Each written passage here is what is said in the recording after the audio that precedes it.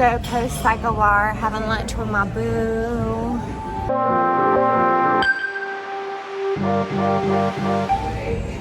And we got our, what are these called? Fortune cookies. We got our fortune cookies. This is something I always used to do with my dad. We would come to Red Bull, which is actually where we're at, and we would break open the fortune cookies after lunch to read our fortunes. So let's see what they say. What do you want? You gave me the broken one? Maybe. What was yours saying? Huh. Amen to that, people. What does it say? It says, a tamed mind brings happiness. Very true. Mine says, be demonstrative, but do it with dignity.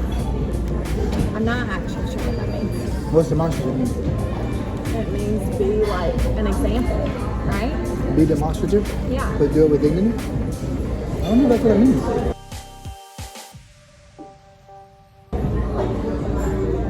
Demonstrative, like, I guess. Demonstrative. Demonstrative, demonstrative. Example. That was deep. Yeah, do it with dignity. Means be humble. There you go. That's what it means. Be humble. Sit down. Young, humble, and free. Be humble. Sit down. Hey. Okay. What is up, everybody? I just picked up my cleanse from the Kuka Juice. I love Kuka Juice. Their juices are phenomenal. Usually I go after my workouts and pick up a juice. I just walked down the sidewalk and it's like literally almost 100 degrees in South Carolina right now. So I'm very out of breath. I promise I work out. But I usually get their juices after my workout. They're so refreshing. They have this watermelon one right now that is literally off the chain. So I am going to be doing a cleanse tomorrow, and I'm going to take you guys on the journey with me. I'm super excited. I tried to do like a 3-day cleanse on my own with my own, like making my own juices, like probably 5 years ago. And it went terribly because I tried to put kale in a blender and it tasted like literally the dirt off the ground. So I'm really excited to try a juice cleanse with someone who knows what they're doing, or from someone that knows what they're doing. So stay tuned. We will see how it goes. So you'll have to excuse me because I just woke up, but I'm starting my juice cleanse today, and I wanted to take you guys along the journey with me of this juice cleanse. So I'm taking the first juice, and here it's literally all veggies and some lemon and ginger. These are from Kuka Juice. I love Kuka Juice because they also have other vegan options. It means health and joy. I love that. So cold pressed juices made in-house. So yeah, let's see how it goes. I am about to get ready to meet with Bradley Smith from Cross Creek Realty and David Hawkins from My PR Lab, and just talk about all the growth that's happening in Greenville and the surrounding areas. Bradley has a lot of stuff going on as far as commercial and residential developments in a lot of places in and just on the outside of Greenville. So I can't wait to share that with you guys. And also, one thing that I'm going to be talking to him about is how we can keep Greenville with that small town feel, but also continue the growth that's happening that makes Greenville the beautiful and fun city that it is. So here we go. But to transition a little bit, I want to know a little bit about what you guys are doing with your developments and real estate and all that kind of stuff. And I kind of got a sneak preview on the podcast that I listened to with ReRTR, but I wanted to just hear a little bit more from you about what you see for the future, what it is currently, and kind of how you guys came to be. Sure, yeah, absolutely. Well, I'm with Cross Creek Realty, and we have an office in Travelers Rest. It was started by my brother about 10, 12 years ago. I joined him full-time about 5 years ago after doing it part-time for a while. I came out of technology here in the Greenville market and sales and marketing, but again, started doing it part-time and just found a passion, just fell in love with, working with land and people looking to buy or sell land. And as Greenville has grown over the last 2 years, it's definitely been a very interesting market. People are flooding into this area. They're originally, I said they came for the 2 T's, temperatures and taxes. Now it seems to be a lot of people are getting out of the major metropolitan areas and want to come and get a slower lifestyle. Yeah. And so what we do is work with people that are landowners that are holding land that are interested in selling. And now is a fantastic time to sell land because these developers are aggressively looking for land, acquiring land, just again to be able to satisfy the wave of people coming that are looking to buy houses. Yeah, and it's interesting you say like people come for the 2 T's, but people love the small town feel of Greenville. It's enough city to where you have things to do all the time if you want to, Yep. But it still has that very much like community, small town feel. How do you feel like Greenville will be able to keep that as we continue to grow? Yeah, you hear a lot of the local people or people who've been here for a while have the fear that we're going to become an Atlanta or a Charlotte, which is, I understand that just because there is so much growth happening, but I don't think we're anywhere close to being an Atlanta or Charlotte. Yeah. And I think it'll take a long time for that to occur. The thing that Greenville has is we have so many of these smaller outlying, what I'll call bedroom communities like, Williamston and Piedmont and Pelzer and Travelers Rest and Easley that are getting their own identity now because of, the growth is going out in those directions, and these are great small towns. They have Main Street, they have locally owned shops and bars and restaurants, and so it gives these people a chance to grow their business as people are coming in and moving into these areas.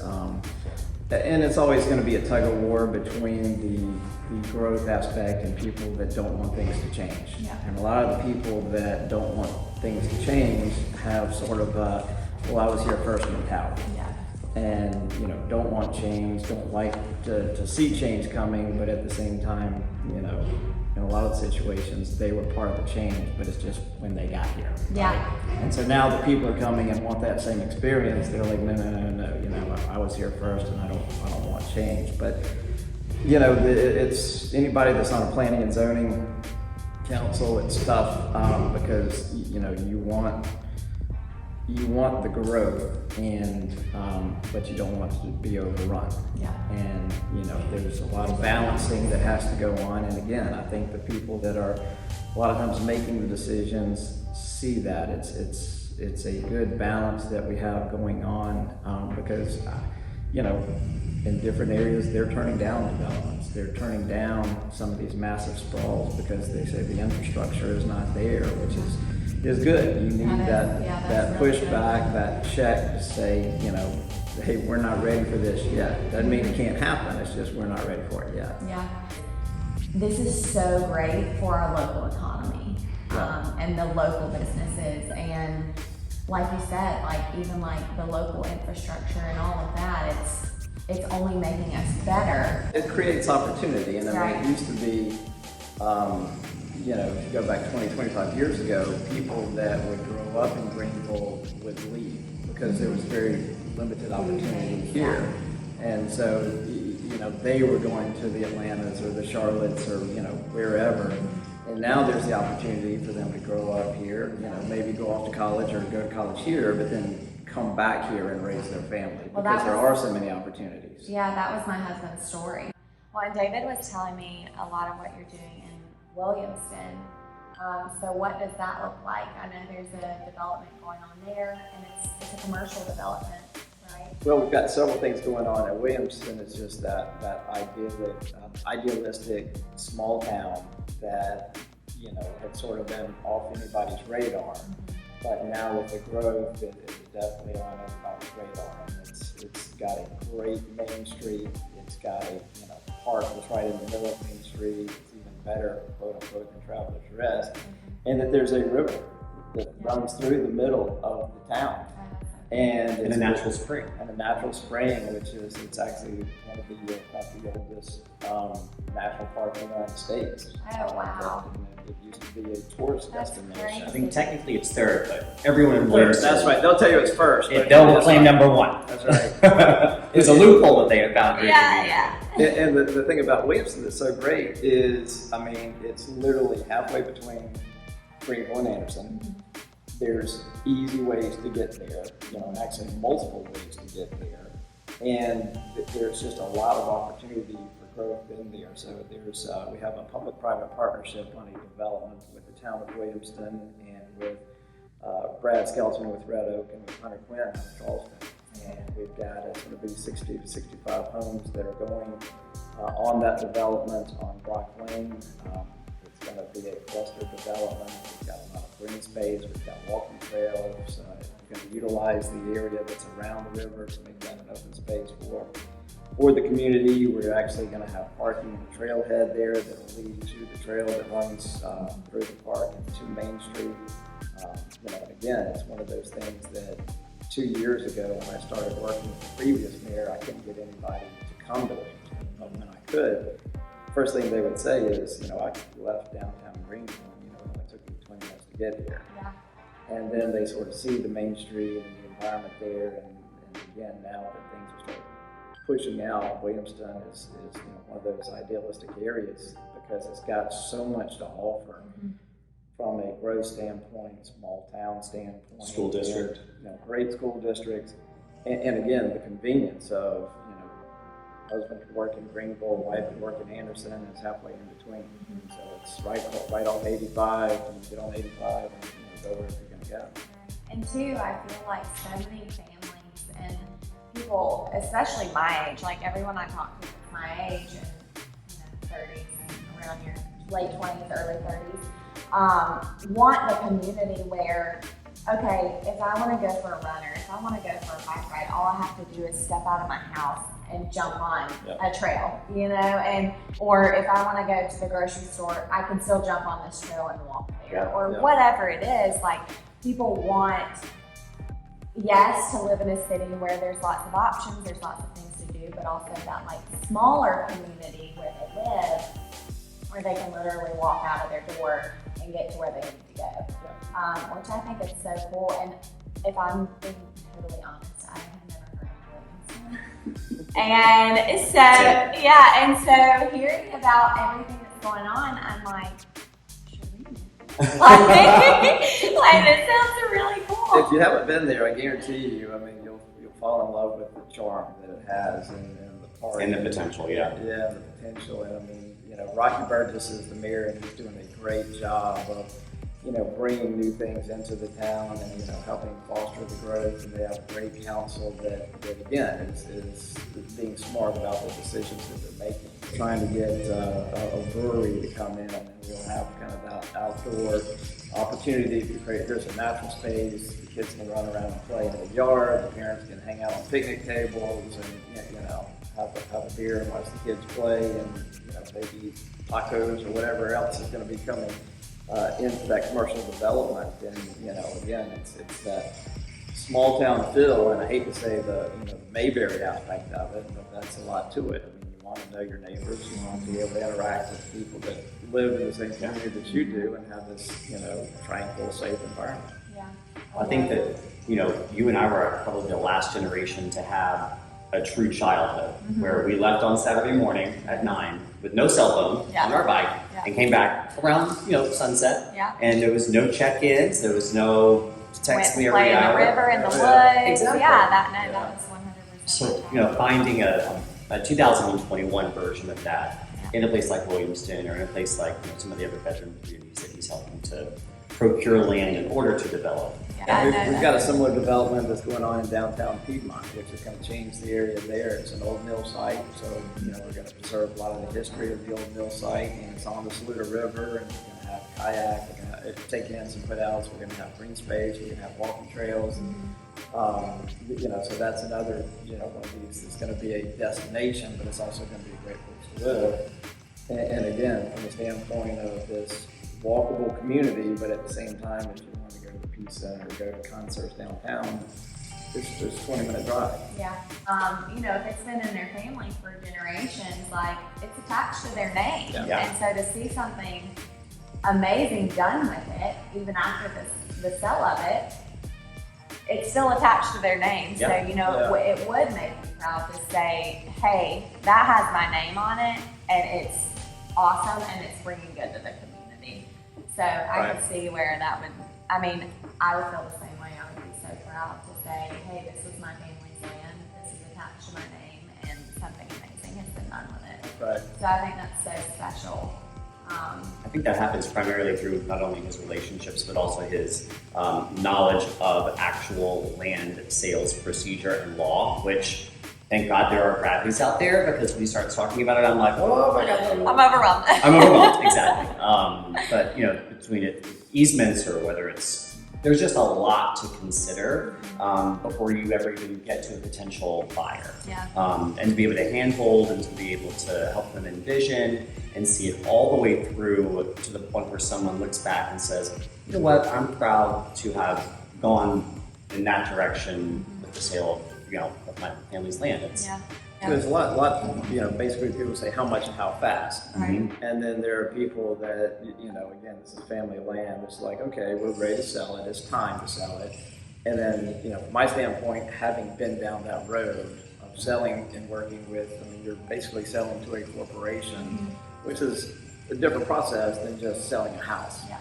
And there's a big due diligence process, and so it's just all about setting expectations, knowing what the hurdles are, how to address obstacles when they come up, because they are going to come up. Inevitable, yeah. And then, how, again, at the end of the day, it's okay, the owner of the property, what are their desires for that property? That's what, again, if they are holding to the land and they do want to sell it, but there is a legacy aspect to it. Okay, how do we respect that, and how do we make that happen? And again, have those negotiations with whoever the buyer may be, just to be around that. Yeah. Thank you so much, Bradley, Thanks so much. for Appreciate talking to me today and sharing a little bit about your heart behind what you're doing. And like I said, I can't wait to see Thank you very what's much. to come. Again, I appreciate being here. So I waited way too long to drink my second juice. I waited almost 4 hours, which you're supposed to drink them every 2, and I was feeling it.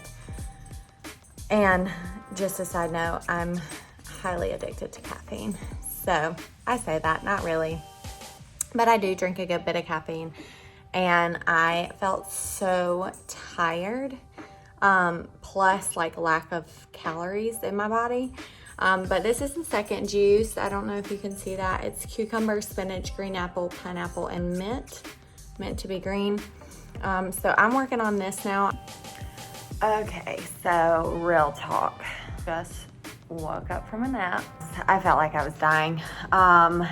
Juice cleanses my body. Just needs to get used to it, I guess.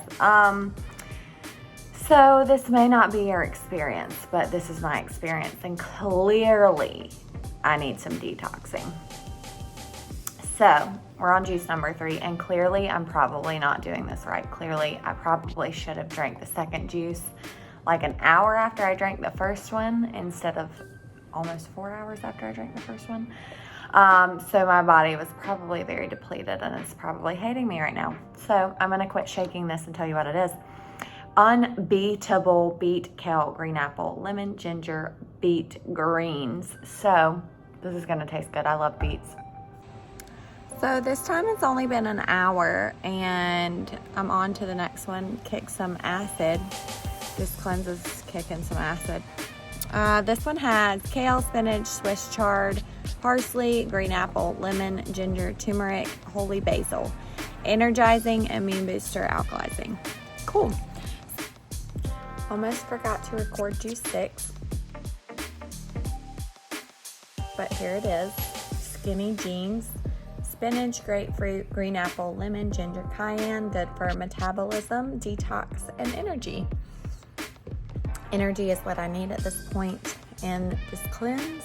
So that'll be good. We're heading downtown to Camperdown to the Wolfstock event that's going on. And we're taking this guy.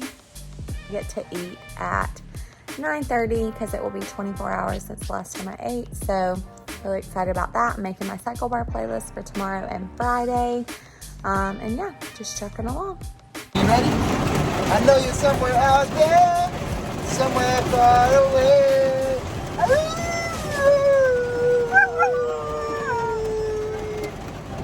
somewhere out there. Good job. Okay, we're done. We're done. Good job. Well done. You hit the note. So I'm getting ready for my third and final juice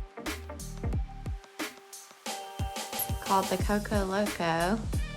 We have friends we call Coco Loco. And it has activated almonds, H2O, Medjool dates, raw cacao. I think that's how you say that.